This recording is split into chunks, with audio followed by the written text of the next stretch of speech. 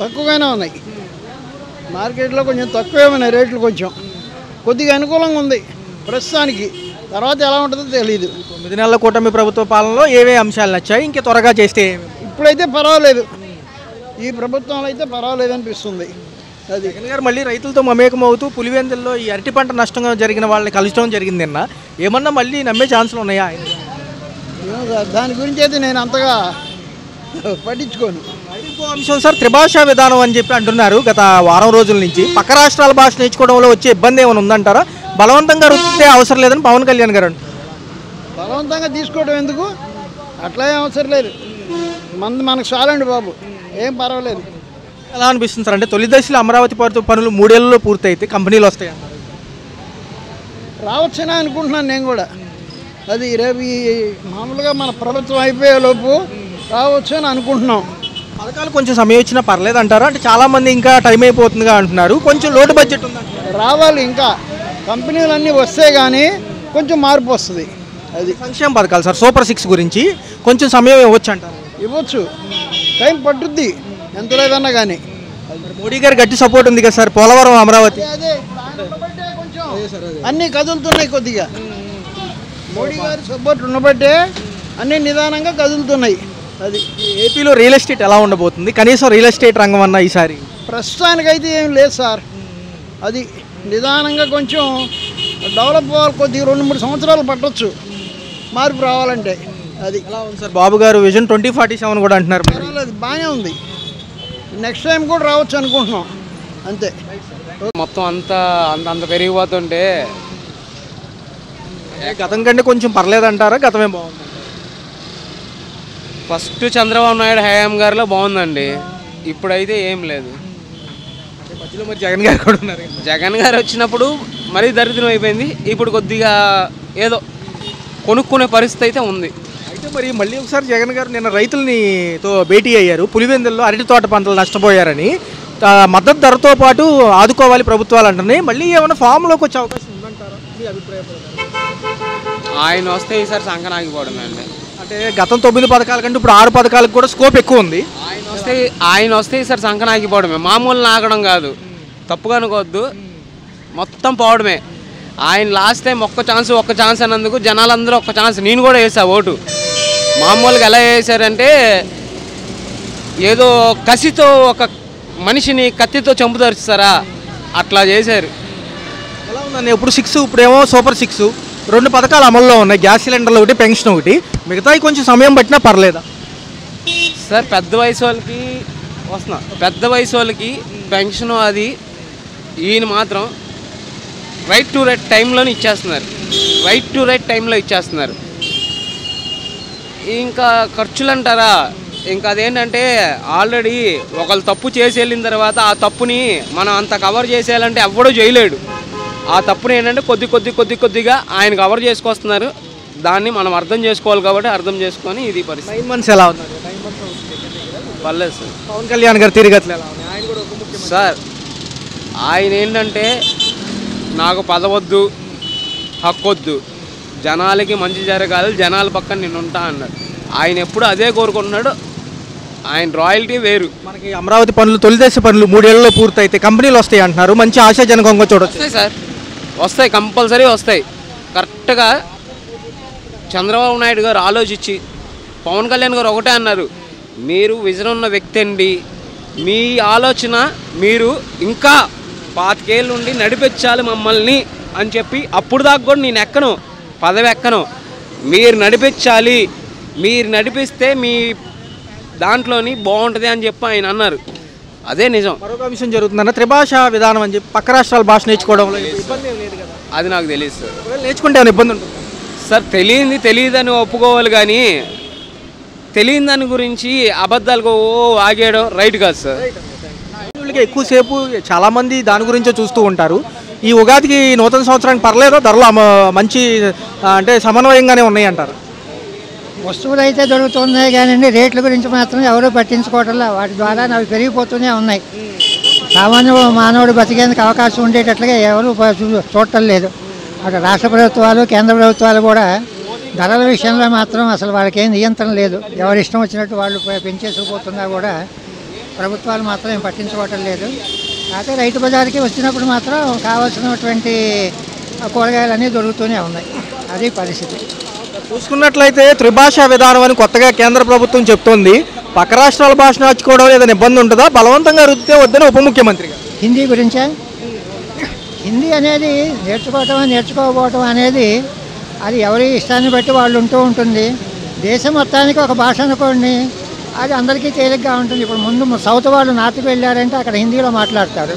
మనకి ఇక్కడ సౌత్ వాళ్ళకి వచ్చేటప్పటికి ఏంటంటే మనకి ఇక్కడ తెలుగు ఉంది, కన్నడం ఉంది, తమిళం ఉంది, తర్వాత కేరళ వాళ్ళు మాట్లాడే భాష ఉంది. మనకి ఇక్కడ 5 భాషలు ఉన్నాయి. అక్కడ వెళ్ళేటప్పుడు దాదాపుగా 99% అందరూ హిందీ మాట్లాడితే ప్రతి ఒక్కరికి అర్థమవుతుంది. కాబట్టి హిందీ నేర్చుకోవడంలో తప్పేమీ లేదు. సరే, బలవంతాన్ని రుద్దుతున్నారా లేదా అనేది అది కేంద్ర ప్రభుత్వం, రాష్ట్ర ప్రభుత్వాలు చూసుకోవాల్సింది. నేర్చుకోవాలనుకునే వాళ్ళకి ఎన్ని భాషలు నేర్చుకున్నా కూడా చాలా మంచిదే. ఎందుకంటే భాషలు నేర్చుకుంటే ప్రపంచం దగ్గర అవుతుంది. నిన్న పులివెందుల నియోజకవర్గంలో అరటి పంట రైతులు నష్టపోయారు ఆకస్మికంగా వచ్చిన వరదలు వడగళ్ళ వాన వల్ల. జగన్ గారు దానికి మద్దతు ధర ఇచ్చి ఆదుకుంటే మంచిదని ప్రభుత్వాన్ని అడుగుతున్నారు. మళ్ళీ ప్రజల్లో మమేకం అవుతున్నారా మాజీ ముఖ్యమంత్రి గారు? ఇప్పుడు మాజీ ముఖ్యమంత్రి గారు ఇప్పుడు ఎన్ని మాటలన్నా చెబుతాడు. ఆయన పరిపాలించేటప్పుడు ఎంత లక్షణంగా ఉందనేది ఆయన అంతటా ఆయన ఆత్మవిమర్శనం చేసుకోవాలి. ఇప్పుడు ఈ విషయం వచ్చేటప్పటికి ఇప్పుడు ఇక్కడ ఉన్నటువంటి అగ్రికల్చర్ మినిస్టర్ గారు మొన్న ప్రెస్ మీట్ పెట్టి చెప్పారు, ఇట్లా నష్టపోయిన వాళ్ళందరికీ కూడా ప్రభుత్వం ఆదుకుంటుంది, ఇబ్బంది పడవలసింది ఏమీ లేదు, మేము ఆసరాగా ఉంటాము అని. ఇదే విషయంలో 0 వడ్డీ రుణాల గురించి కూడా నిన్నే మాట్లాడడం జరిగింది సార్. గతంలో ఇచ్చేవాళ్ళు అంటున్నారు, ఇప్పుడు ఎందుకు ఆపారంటున్నారు? ఇవ్వచ్చా మళ్ళీ? రైతులే కదా. రైతులకు ఇవ్వచ్చు. ఇప్పుడు 0 వడ్డీకి ఇచ్చినా కూడా వడ్డీ అనేది వాళ్ళు తీసుకున్న వాళ్ళు కట్టనవసరం లేదు, కానీ బ్యాంకులకి ఎవరో ఒకరు కట్టాలి కదా. ఎందుకంటే బ్యాంకులు ఉచితంగా వడ్డీ ఇస్తే మరి వాళ్ళకి వచ్చే డిపాజిట్ మీద వాళ్ళు వడ్డీ ఇవ్వాలి కదా. దానికి ప్రభుత్వం వాళ్ళు వడ్డీ ఇవ్వాలి. ప్రభుత్వం వాళ్ళు వడ్డీ ఇవ్వాలంటే ప్రభుత్వం ఇప్పుడు ఎట్లా నడుస్తుంది ఏమిటి అంతా అప్పుల మీద నడుస్తూ ఉండి కింద మీద పడుతూ ఉండి ఏదో నుంచునేందుకు ప్రయత్నం చేస్తున్నారు. ఇప్పుడు అన్నిటికీ కూడా అన్ని భారాలు రాష్ట్ర ప్రభుత్వం భరాయించాలంటే వాళ్ళకి కష్టమే కదా. సో అందుకని నెమ్మదిగా అది కూడా ఏర్పాటు చేస్తారు.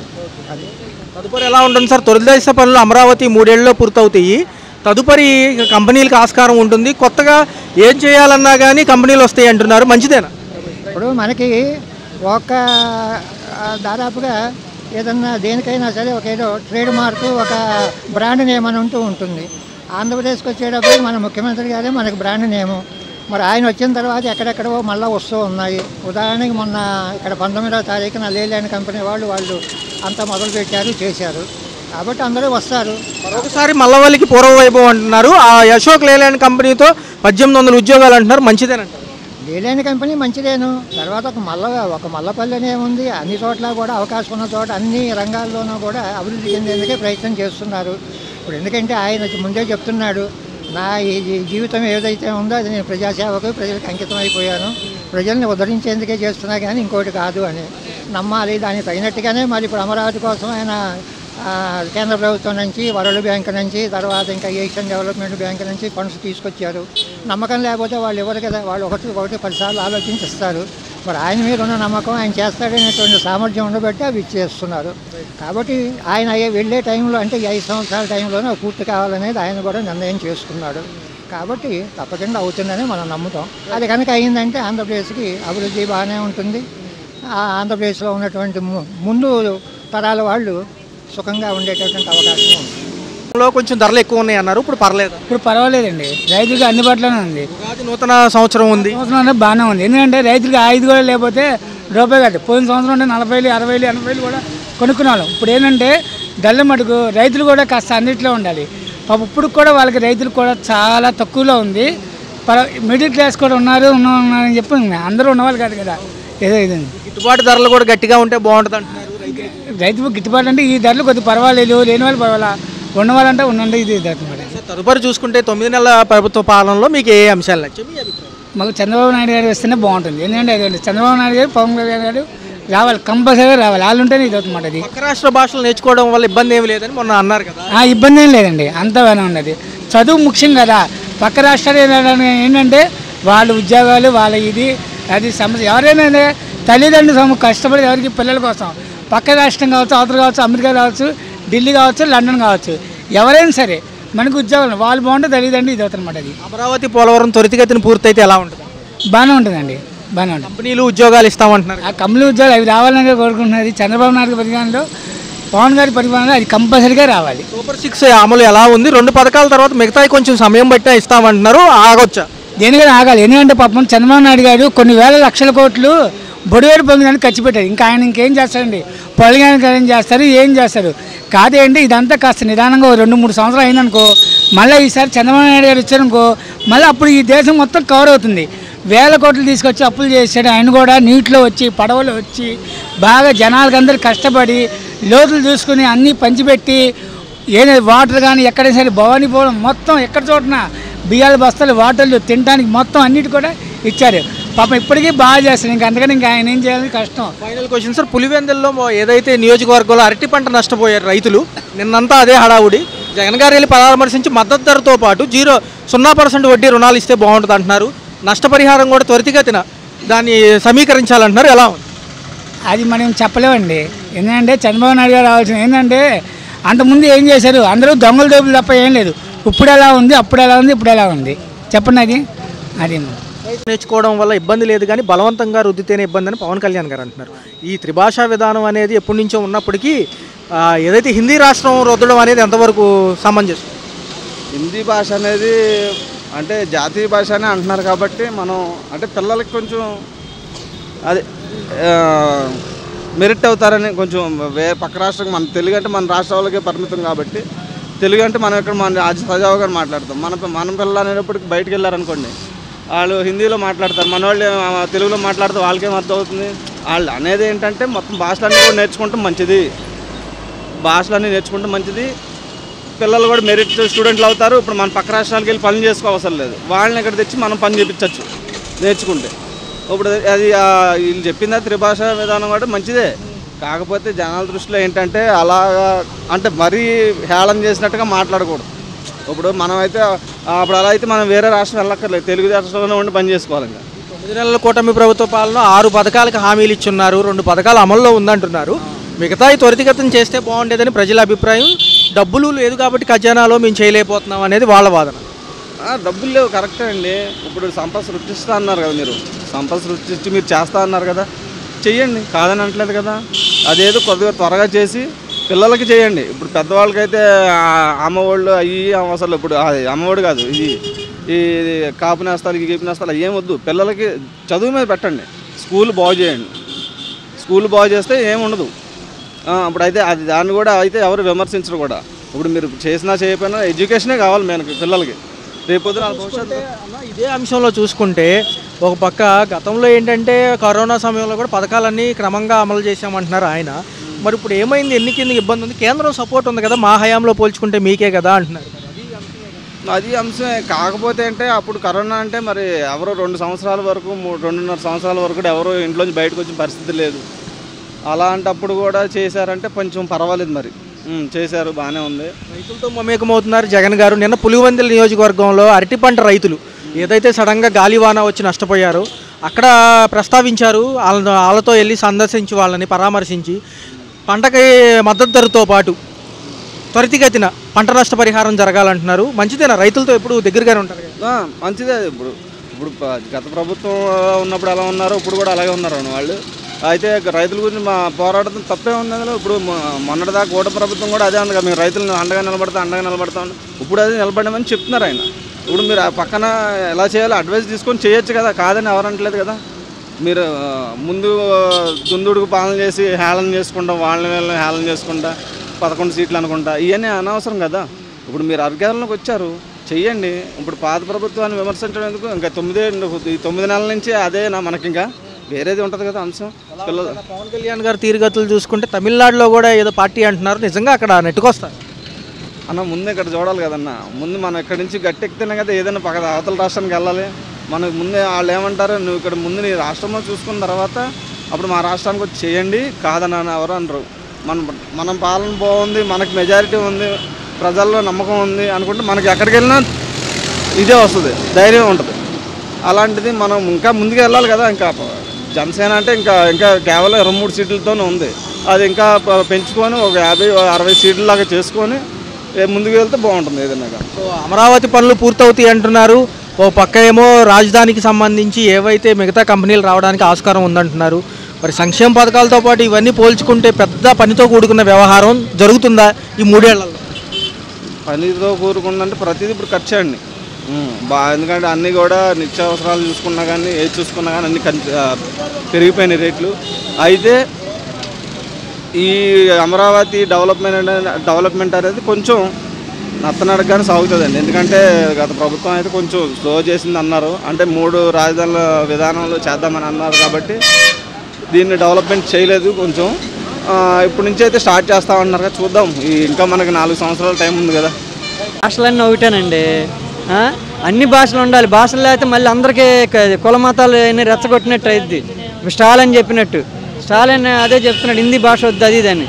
కానీ అన్ని భాషలు ఉండాలండి, అందరూ బతకాలి. మన భాష గొప్పది, ఒక భాష వద్దంటే మళ్ళీ ఆ భాష వాళ్ళకి కోపం వస్తుంది, వాళ్ళు మళ్ళీ మత కలహాలు లేగుతాయి. ముఖ్యమంత్రి గారు బలవంతంగా రుద్దితే అవసరం లేదు కానీ నేర్చుకోవడంలో ఇబ్బంది లేదు. ఆయన చదవడం ఇంగ్లీష్లో ఇప్పుడు గుజరాతీలో ఏం చెప్తాడండి, హిందీలో మాట్లాడ్డా, ఆయనకు అవసరమే హిందీ, తప్పేం లేదు, అన్ని భాషలు ఉండాలండి. పక్క చూస్తే జగన్మోహన్ రెడ్డి గారు రైతులకి ఎప్పుడు అండగా ఉండట్టుగానే నిన్న పులివెందుల నియోజకవర్గంలో అరటి పంట రైతులు నష్టపోయారండి. వాళ్ళకి ఎంతో కొంత ఇవ్వాలి కదండి పాపం నష్టపరిహారం. కనీసం 3 లక్షలు అయింది అంటున్నారు వాళ్ళు పొలాలకి, ఒక్కొక్కళ్ళ ఎకరాలకి.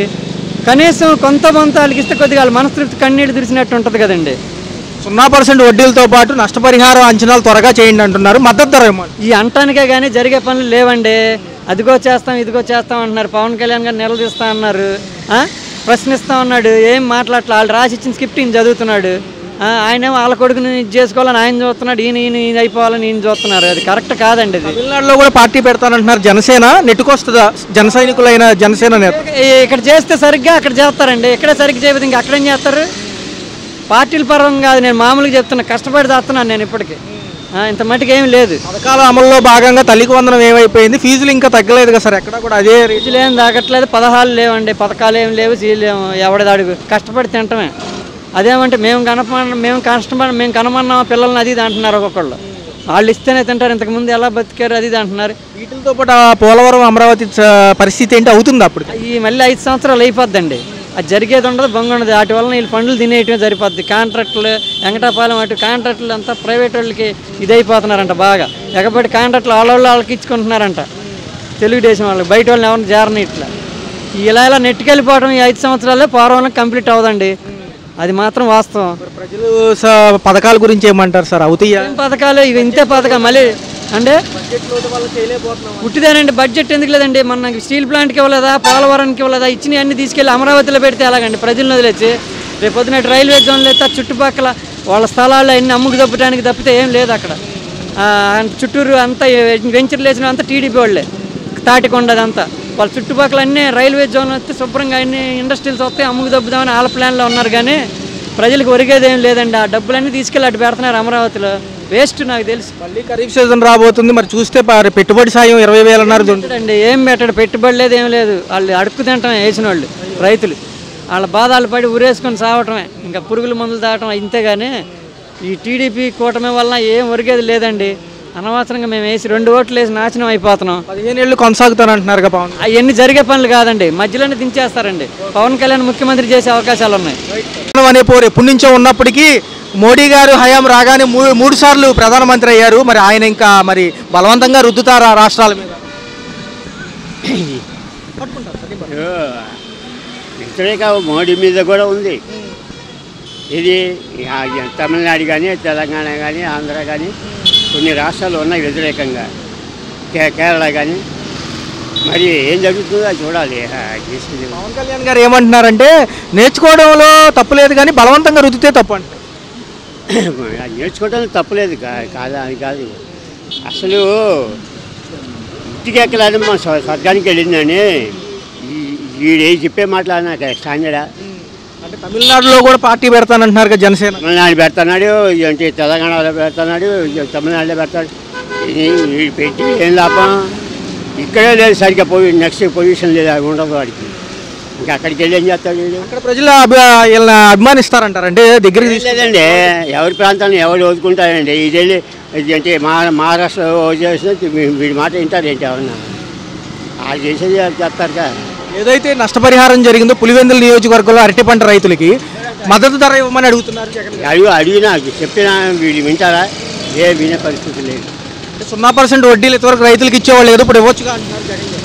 వడ్డీకి ఇచ్చారు. ఇప్పుడు వీళ్ళ పరిపాలన నిజంగా అన్ని పోగు చేసుకోవడమే తప్పితే అమరావతి అంతసేపు అమరావతి అని వస్తాడే కానీ మిగతా వాళ్ళు ఏమవుతున్నారో తెలుసుకోవాలి కదా. ఎలా ఉంటుంది సార్? అంటే వీళ్ళు చేయగలరా? 4 ఏళ్ళు చెప్తున్నారు అమరావతి పోలవరం. స్టాండర్డ్ అవుతుందండి. ఏ పథకం ఇది స్టాండర్డ్ అవ్వదు. 6 పథకాలు సూపర్ 6 ఏమవుతుంది? సూపర్ 6 అని ప్రకటించారు, 6 పథకాలు అమలు అవుతున్నాయా? ఏమీ లేదు, అన్ని చూస్తే. రేపు ఆరోగ్యశ్రీ 7వ తరగతి ఆగిపోతుంది. ఇంకా ఎక్కడికక్కడే వీడు చెప్పేవన్నీ అన్ని అబద్ధాల మీద నేను అందరికీ మెబ్బ పెట్టుకుంటూ వస్తూనే ఉన్నాడు. రియల్ ఎస్టేట్ రంగం ఏమైనా పుంజుకుంటుందా అసలు ఏపీలో? వీడు ఉండగా ఏం పుంజుకోదండి. అది